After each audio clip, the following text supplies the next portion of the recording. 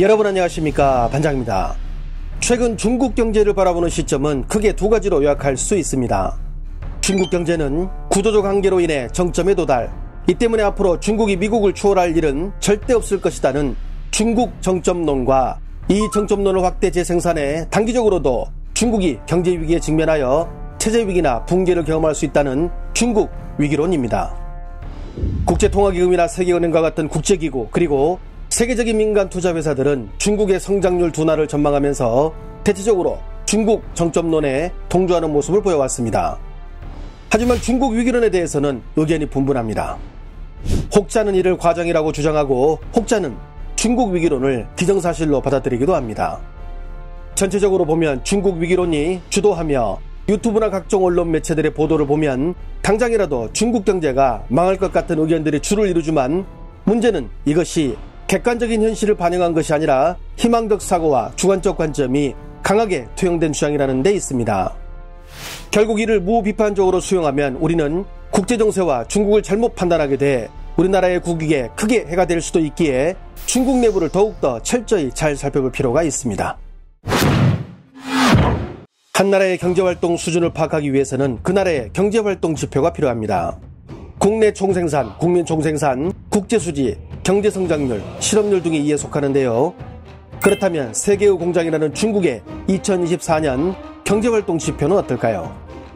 삼성 이건희 회장 같은 부자들이 널렸다는 나라, 한국을 방문하면 면세점을 전부 털어가는 중국의 큰 손여행객들, 해외의 땅들과 건물들을 막 사들이는 중국 부호들과 같은 뉴스를 우리는 접하기도 하지만, 한편으론 중국인 6억 명의 월 수입이 17만 원에 불과해 집세도 못 내고 있다는 고 리커창 총리의 발언을 접하면 도대체 뭐가 진실인지, 중국 서민들의 실질적인 삶의 수준은 어떤지 고개를 갸웃거리게 됩니다.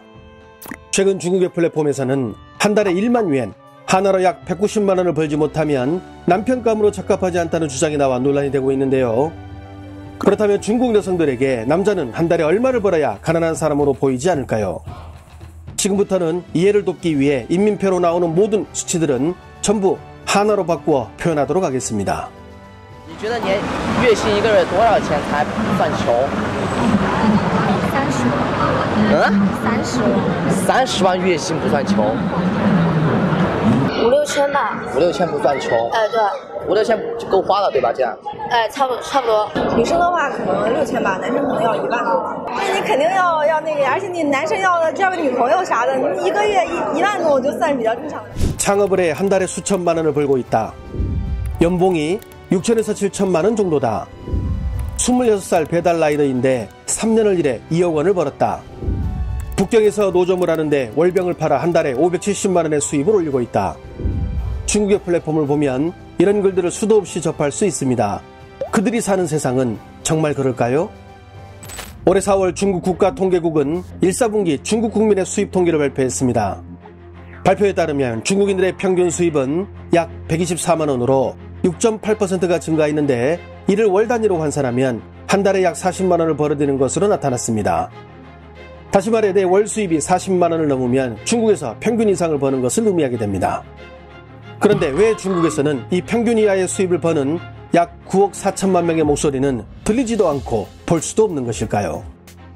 농민공이나 시골 마을에서 사는 이들, 그리고 하루 벌어먹고 사는 일용직 등 대다수 급여가 낮은 직종에 일하는 이들은 인터넷을 이용하지 않거나 혹은 사용하더라도 자신의 목소리를 내지 않습니다. 하루 벌어먹고 살기에도 바쁘기 때문입니다. 정부 역시 굳이 이들을 전면에 내세울 이유가 없습니다. 국민들에게 상해의 야경은 보여주고 싶지만 이런 서민들의 삶은 보여주기 싫으니까요.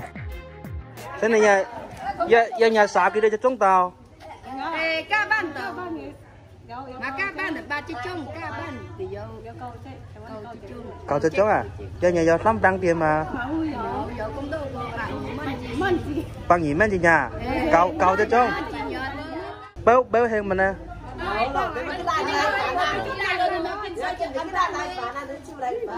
Ồ, con này hết đó sẽ tí cái toài loài cái sao? Ấy hết cả thoa. nó hết đó sẽ tí cái toài loài cả.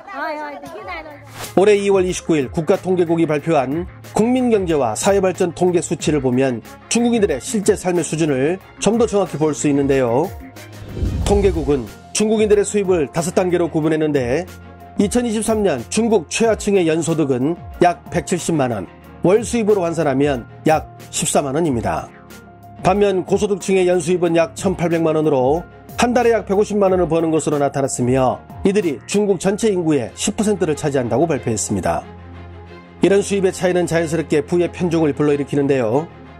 중국의 초상은행이 지난해 발표한 연도보고에 따르면 중국 상류층의 평균 예금 금액은 약 4억 4천만 원이며 자산이 19억 이상인 최상위 계층의 예금 금액은 약 52억에 이르는데 이들을 모두 합치면 전체 인구의 약 2.35%, 기타 98%의 일반 서민들의 예금액은 자산 총량의 19%만을 차지하는 것으로 나타났습니다. 특히 중국 부호들의 재산 순위를 정기적으로 발표하는 후룬 연구소는 지난 2023년 소위 부유층으로 포함되는 10억 이상의 자산을 가진 가구 수는 모두 514만 가구로 이들이 총 국민 자산의 30.6%를 차지, 이 가운데 최고 부자인 1%가 중국 사회의 30%가량의 자산을 장악하고 있으며 앞으로 10년 이내 이들의 자산은 자신의 자녀들에게 넘어가 부의 세습이 이뤄질 것으로 봤습니다. 심각한 빈부 차이와 부의 세습. 중국 금융투자 전문가이자 기업 CEO로 당국의 경제정책에 조언을 아끼지 않는 것으로 유명한 장 치차오는 얼마 전 중국 서민들의 실질적인 삶의 수준에 대해 다음과 같이 말해 중국 사회에 큰 충격을 줬는데요. 谁会相信中国有6亿人到现在都没有喝过咖啡呢？谁会相信中国有10亿人一生都没有坐过一次飞机呢？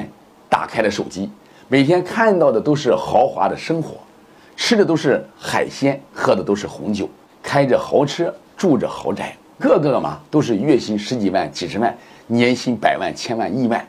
于是呢，这些人民啊就坚信现在的中国啊，那就是这个样子。可是回到柴米油盐的生活中呢，中国其实还有6亿人月收入不足1000元。那有人就会问了，那这么多的低收入人群，怎么平时都看不到他们呢？正因为我们都被高度发达的互联网和新媒体给蒙蔽了。于是我们看每天看到的、听到的，全都是当下最火爆的、最流行的、最耐看的、最光彩的一面，而那6亿多人的最真实的生活却被忽略了。 부모를 여의고 알바를 하며 2명의 동생들을 돌보는 극빈층으로 나오는 드라마 속 남자 주인공. 하지만 정작 사는 곳은 멋진 정원과 루프탑이 갖춰진 독채에서 지내고 있으며 입는 옷은 모두 명품입니다. 극중 고객센터에서 근무하는 안젤라 베이비의 월 소득은 37만 원. 하지만 사는 곳은 상해의 야경이 보이는 멋진 집이고 늘 먹고 싶은 음식은 다 사 먹으며 화장대에는 명품 화장품이 질비하고 몇만 원은 돌려주지 않아도 된다며 쉽게 돈을 빌려주기까지 합니다. 또한 실직해 월세도 못 내고 있다는 한 드라마의 여주인공은 별장 같은 곳에서 살며 매일 힐링하는 삶을 보여주기까지 합니다. 심지어 어떤 드라마들은 가난한 이들을 흉폭하고 폭력을 일삼으며 사람들을 협박하는 추악한 이들로 묘사하기까지 합니다.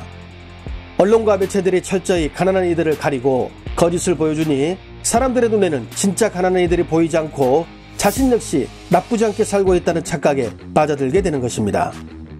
지난 2022년 7월 8일 중국에서 개봉된 영화 인루 천년.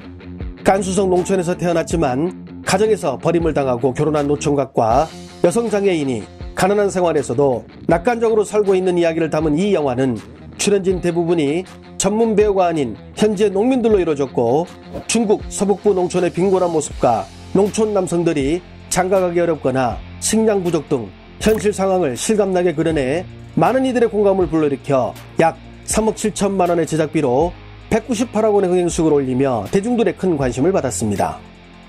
이 영화는 당시 9월 말까지 상영할 예정이었으나 돌연 영화관을 비롯 각종 OTT 플랫폼에서도 사라지게 되는데요. 중국의 군사 전문가, 사상가, 기업인 등 각계의 지식인들이 모여 만든 곤륜정책위원회는 중국 싱크탱크 중의 하나로 극단적인 반민원조로 중국에서 유명한 스마난이 소속된 곳으로 더 잘 알려져 있습니다. 이 위원회는 영화 인루 천년이 중국의 어두운 면을 일부러 부각시켜 조국을 부정하고 중국의 이미지를 훼손시켜 서방 국가에 중국을 공격할 빌미를 제공했다는 이유로 영화 상영을 중지할 것을 주장했으며 중국 정보관리들 역시 이런 혼탁하고 못된 영화가 어떻게 심사를 통과할 수 있냐고 분개하는 등 연일 당 차원에서 영화를 비판하자 결국 이 영화는 소리소문 없이 사라져버리게 됐습니다. 중국 당국이 자국의 치부를 숨겼던 대표적 사례라고 할 수 있습니다. 하지만 경기가 어렵다는 것을 당국이 일방적으로 철저히 막기에는 한계가 있겠죠. 매년 11월 11일 중국에서는 최대 쇼핑 행사인 광군절이 열립니다. 하반기에 광군절이 있다면 상반기에는 6.18 행사가 있는데요. 6.18은 중국 최대 플랫폼 중 하나인 징둥의 창립 기념 행사로 시작됐지만 지금은 온오프 전체 상반기 쇼핑 축제라 할 수 있습니다. 하지만 올해 6.18 행사는 역사상 가장 힘든 행사였다는 평가를 받고 있는데요.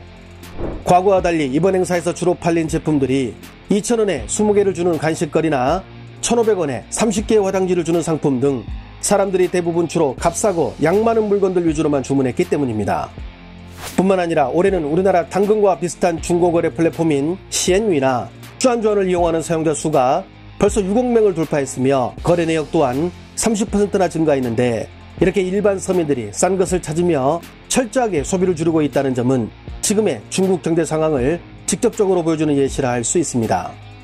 지난 5월 중국의 유통화폐와 비금융기업의 요구불 예금을 합한 협의통화 M1의 공급량은 동년 대비 4.2%라는 전대미문의 하락세를 보였는데 이는 그만큼 중국 경제의 활력이 떨어지고 있으며 기업의 투자 의지와 대중들의 소비 의사도 높지 않다는 것을 보여줍니다. 이렇듯 중국의 현재 경기도 좋지 않지만 문제는 이보다 더 큰 파도가 밀려오고 있다는 것이 중국 경제에는 아픈 대목입니다. 7월 19일 금요일 저녁 7시 2부에서 이 파도가 중국의 주력 산업과 부동산에 어떤 영향을 미쳤는지 중국 당국의 대응 방법은 뭐가 있는지 자세히 알아보겠습니다.